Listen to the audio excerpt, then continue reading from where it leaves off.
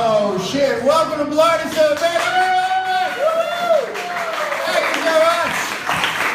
Oh my god, I love you guys, thank you so much. There's lots of drink specials, lots of fun stuff. You guys ready to have a good time tonight? Here's a weird thing most of you don't know about me. I'm actually, when I'm not trying to impress you guys with comedy, I'm a jazz musician. You didn't see that coming, did you? I play the saxophone. I have a jazz quartet. Got about 80 hours of music ready to go. I've got all this music recorded on my garage band. And I want to blast it out as albums. But I want to run the album titles by you guys. You can let me know after my set what you think. Is that cool? Let me know possible jazz titles for my jazz band. Here we go. Hot jazz, jazz in my mouth, jazz on my stomach, guzzling jazz, gallon after gallon of hot, sticky jazz, the White Album, the Milky White Album, Lord help me, I can't stop chugging jazz. God, if you're real and you can hear this, please give me the strength to stop chugging jazz. This is how I'm gonna die, isn't it?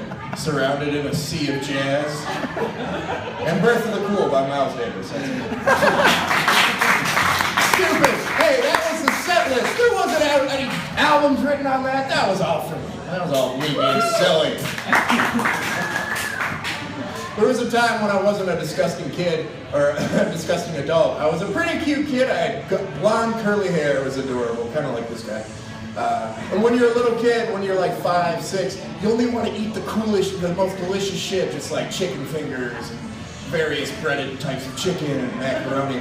But my mom's always trying to make me eat spinach. I remember she always told me, she said, your taste buds are going to develop one day when you grow. And she was right. Spinach and deep dish pizza is amazing. But as a little kid, I had never heard anything more infuriating and such stronger bullshit. I was never more offended. She's like, one day you're gonna like spinach, Mike. And I'm like, you lying whore. I can't believe you've got some brass boobs saying that shit to my face. I am very upset. I need to color right now. Is there a coloring book? I need to color out your poison, frankly. You're kind of a bitch. I'm very distraught. As I got to be older, eventually I was a gross adult in college. And one time I had to pay a parking meter, or I was feeding cats or something. I don't know, whatever it was, I pulled my back out doing nothing. I have no idea. I was like tying my shoe and my back just blew up. So I'm laying in bed at my apartment. I call my dad. He has a history of back problems, so I want some advice. I call him, I say, Dad, what do I do for my back? How do I get better? He said, I take a shower, walk around, blah, blah, blah. You don't want to hear a bunch of medical tips from me. And he's like, Mike, how did you hurt your back? I said, I don't know. I was paying the parking meter, playing solitaire. I have no idea how I did it. I'm a very unhealthy guy. He's like, are you sure you don't know? Yes, I'm sure. Are you really sure you don't know? I said, yes. Why do you keep asking? There's a short pause. He says, Mike, when I lived in San Francisco, I lived with 3 very beautiful ladies. And they were very energetic, these ladies, and they were very romantic. And I pulled my back out being romantic, basically telling me he had 4 ways with 3 hot women all the time, and he blew his back out. It was very weird. It's like, is that what happened to you, Mike? Like, nope, not really.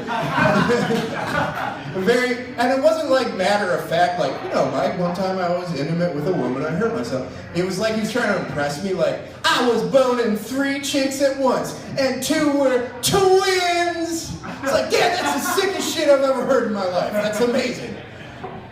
He's like, so is that what happened? No, it's not. He's like, yeah, well, you're a pussy. Wish I had a second son. And then we got off the phone. Then an hour later, I get a call from my mom. She says, Mike, I heard you blew your back out. Is everything okay? I said, yeah, it's all right. It's fine. I was feeding a cat or something. Do you have any idea how you hurt your back? I don't. Are you sure? I have no idea, Mom, how I hurt my back. Are you sure you don't know? Yes, I don't know.